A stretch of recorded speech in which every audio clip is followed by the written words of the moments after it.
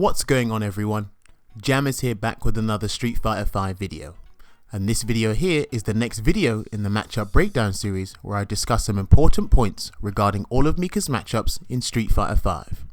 I would have uploaded this video sooner, but I've been playing a lot of Crash Team Racing recently, as that game is super fun. Luckily I managed to get off the game to make this video for you guys. Now we've gone over 14 matchups so far, all of which you can find on my YouTube channel. But for our 15th video, let us take a look at how our 7-colored bomber fares against the venomous trickster Fang.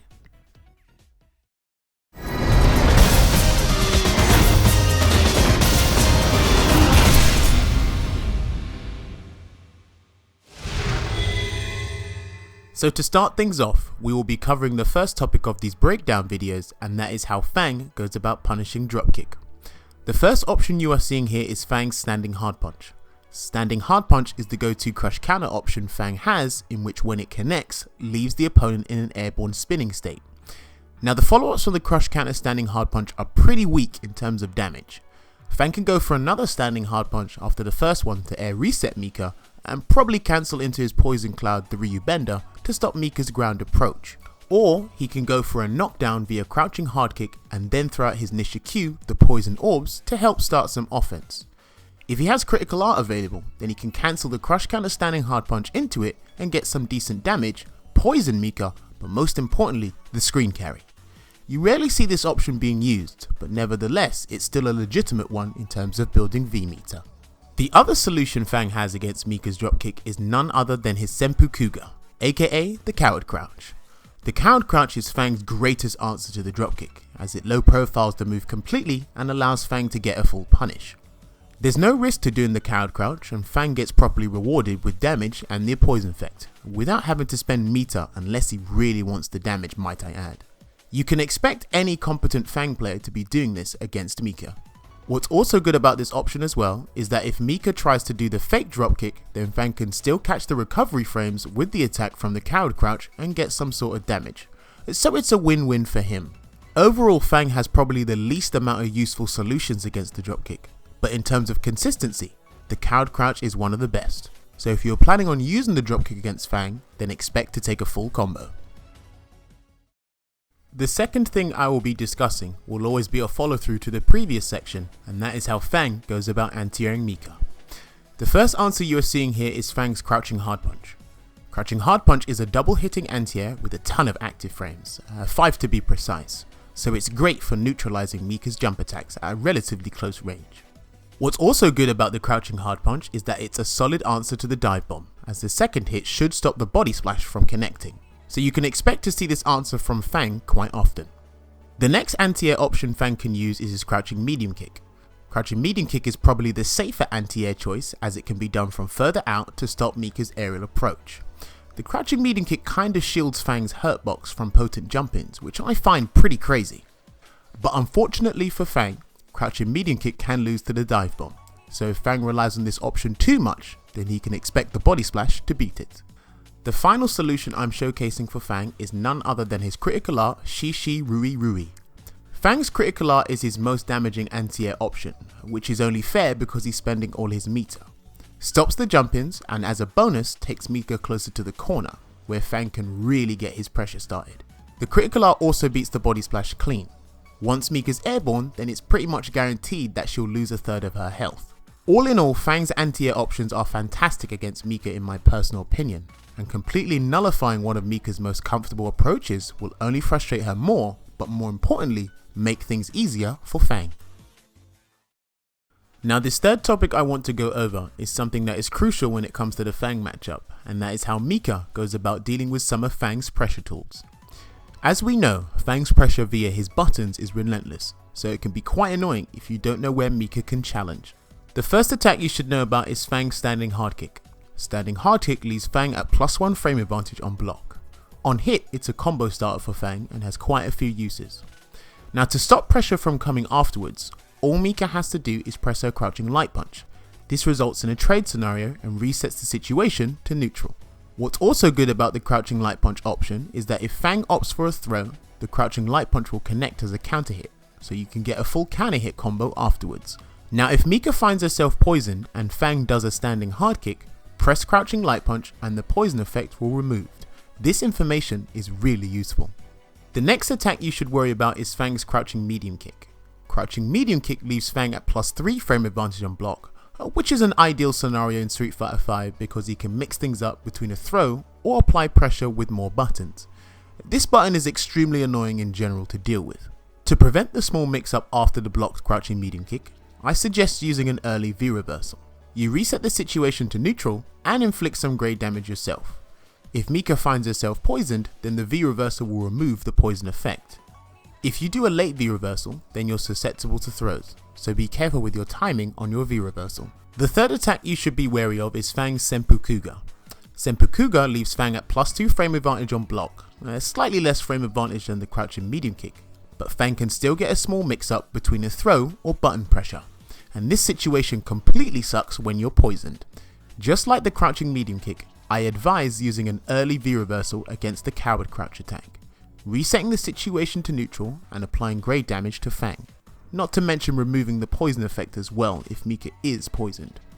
Doing a late V reversal will only get you thrown, so definitely work on the timing again for the V reversal. One last thing I want to mention is that you shouldn't bother trying to V reversal Fang's light attacks.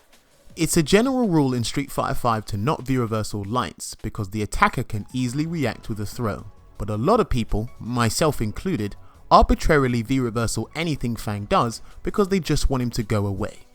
In layman terms, try not to do a panic V reversal. Fang's pressure is continuous, sometimes it feels endless, so it's important that you know how to alleviate some of that pressure to reset the situation and help you to try and get back on the offensive. The fourth point being mentioned is another thing which is imperative when it comes to the Fang matchup, and that is how Mika punishes Fang's V reversal. As stated before, several characters have a V reversal that provides a means of escape rather than an attack, and Fang's belongs in that category, so knowing how to punish it is pretty important. The first move Fang might V reversal is Mika's Dropkick. If Fang V reversals the Dropkick immediately, then on reaction, Mika can do an EX shooting Peach. It's a clean punish on the V reversal and Mika gets some Oki. If for some reason Fang does the V reversal at a later time, then Mika can do a micro walk into stand hard punch and then cancel that into heavy shooting Peach, which gives her better frame advantage to work with. You don't see Fang V reversing the dropkick these days because of how it can be punished, but there is a small chance of it happening.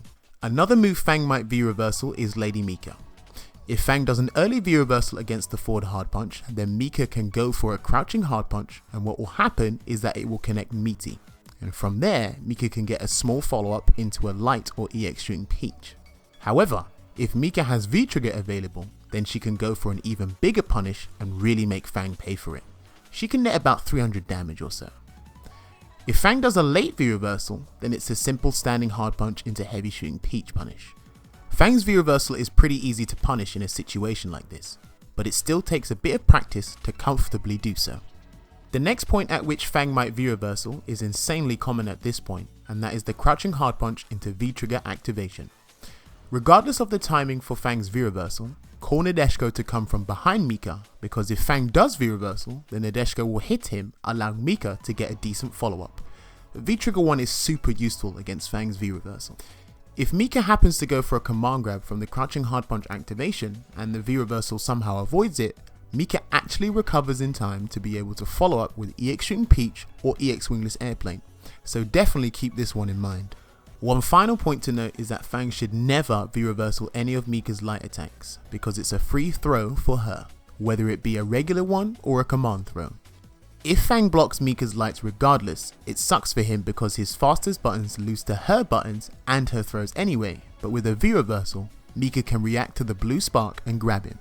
A brimstone will get the ball rolling. Fang's V reversal is extremely punishable, so you will seldom see him use it in quite a few situations in this particular matchup, but that doesn't mean he can't catch you off guard with it at certain times. Lab all the likely scenarios you think Fang will use his V reversal and then see how Mika punishes accordingly.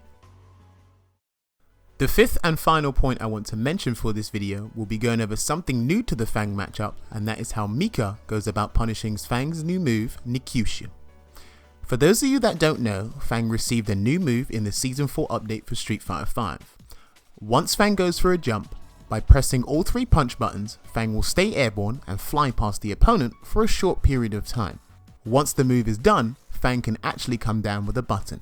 Now when it comes to punishing this move with Mika, I'd recommend going in with the intention of anti-airing Fang with the crouching medium punch, because if Fang does the Nikyoushu, you can chase it down and then try to anti-air with EX wingless airplane. But if it's a regular jump in, then you just anti-air with the crouching medium punch. Either way, you can put Fang in a perilous situation. If you want to net more damage, then you can use V-Trigger 1 to swat Fang out of the sky and get a follow-up using the Dropkick. Now this is a great way to utilize V-Trigger 1, and the timing is a lot less strict than using an EX wingless airplane. I still need to lab what situations Fang will most likely use this new fly move in, but don't wait for me. Head into the lab yourself and see what you can come up with. And that's pretty much it for the video, people. Hopefully by watching this, you now understand the Mika Fang matchup a little better than you did before. In my personal opinion, I think Fang wins this matchup. When Mika has no meter, it's incredibly hard for her to get in on Fang, and she doesn't really have a reliable answer to his pressure, outside of using resources, overall making him really frustrating to fight. Fang does pretty well against some of the grapplers in general in my personal opinion. Head into training mode and see how Fang's pressure works. What strings do Fang players tend to go for, and how Mika can challenge them, if she can challenge them. Also practice dealing with his wake up options, because once you score that knockdown on Fang, you definitely want to make the most of it, because this character is pretty elusive. Don't forget to dab with his V-Trigger 2 as well, because that V-Trigger does wonders for Fang and can definitely catch you out. Let me know how you felt about the video in the comments below. Was the information helpful? Did I miss out something that you felt I should have put in the video? All feedback is greatly appreciated. If you enjoyed the video and have not subscribed to the channel, then why not subscribe? If not, thanks for watching anyway. I'll also leave my other social media outlets in the description below if you want to follow me on those as well. I've made a playlist for these matchup breakdown videos now, so the link to that will be in the description below as well. This has been your boy Hasty Jammers, and I'll see you guys on the next video. So until then, take care and enjoy the rest of your day.